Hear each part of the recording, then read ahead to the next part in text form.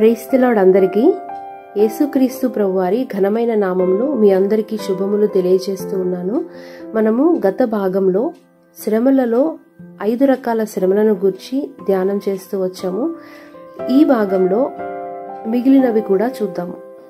శ్రమలలో 6వ రకం దీర్ఘకాలిక వ్యాధులు, స్వల్పకాలిక వ్యాధులు. దీర్ఘకాలిక వ్యాధులలో కూడా 2 రకాలు. కొన్ని దేవుని యందలి విశ్వాసం వలన స్వస్థత పొందుకుంటాం, మరికొన్ని దేవుడు ముళ్ళు వలె శరీరంలో ఉంచేస్తారు. ఆల్రెడీ అట్లాంటి ముళ్ళులు మనకి ఆశీర్వాదకరమని చూస్తూ వచ్చాం. ఇప్పుడు దీర్ఘకాలిక వ్యాధులు, స్వల్పకాలిక వ్యాధులను గురించి ధ్యానం చేద్దాం. మనందరికీ తెలిసినట్టుగా యేసుక్రీస్తు ప్రభువారి దగ్గరికి విశ్వాసంతో వచ్చిన ఏ ఒక్కరు కూడా, ఏ రోగము కూడా స్వస్థపరచబడకుండా తిరిగి వెళ్ళలేదు.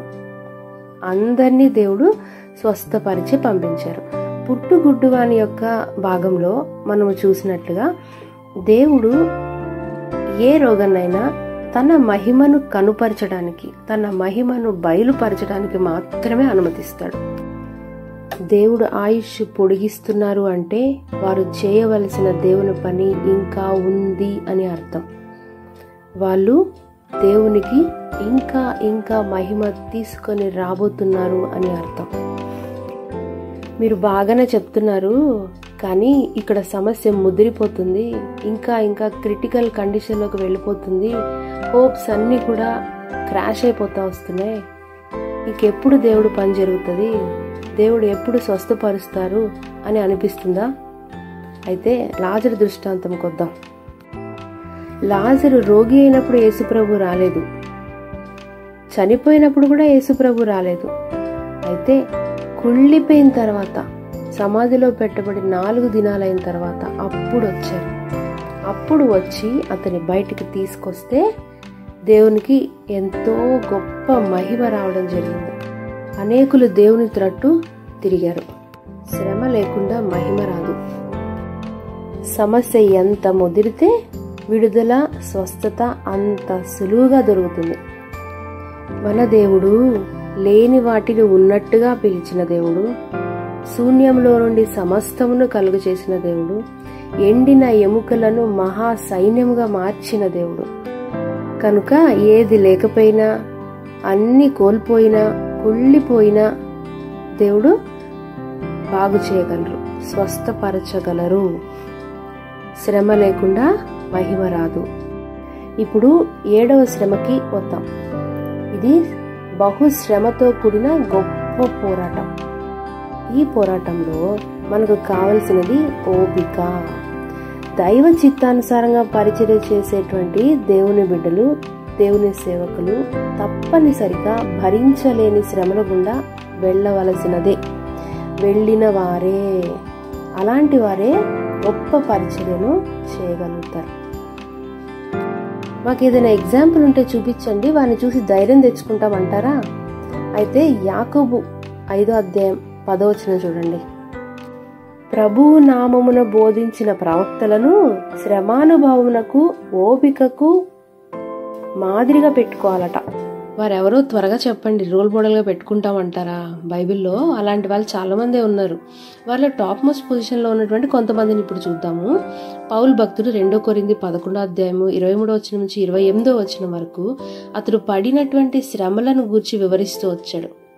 అక్కడ మనం చూసినట్లయితే అతడు పడిన శ్రమలతో పోలిస్తే మన శ్రమలు ఎంత? అతన్ని గనక మనం మాదిరిగా పెట్టుకున్నట్లయితే మన శ్రమలు ఎన్న తగినవిగా కనిపించవు.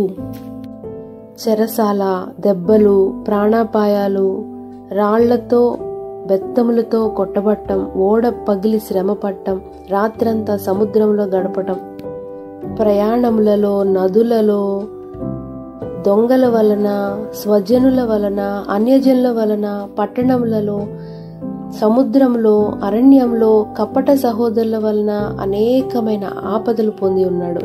కష్టాలు, జాగరాలు, ఆకలి దప్పులు, ఉపవాసాలు, చలి, దిగంబరత్వం, ఇలా చెప్పుకుంటూ పోతే అనేకములున్నాయి.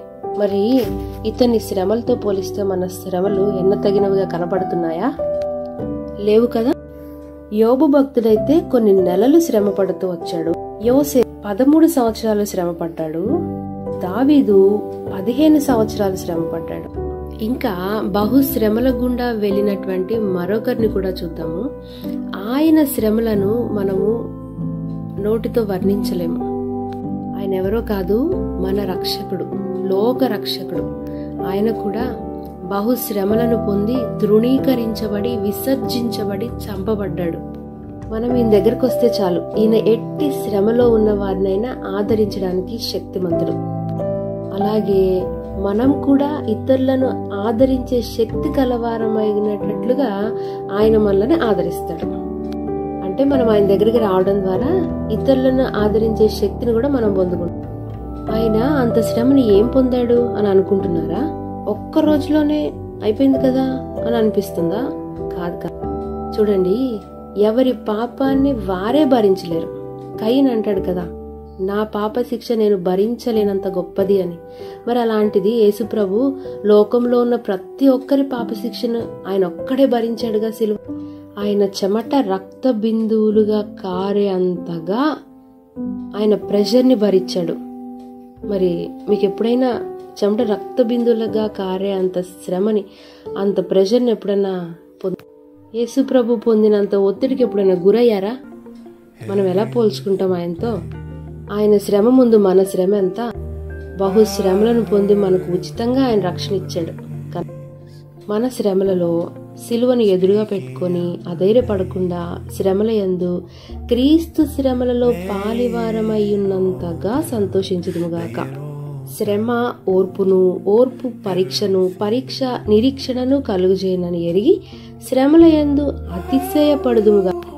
అట్టి నిరీక్షణ కలిగిన వారమై సంతోషించుచు శ్రమయందు ఓర్పు గలవారమై ప్రార్థనయందు పట్టుదల కలిగి ఉన్నట్లు దేవుడు మన అందరికీ సహాయం చేయనుగాక. ఈ కొద్ది వాక్యం దేవుడు దీవి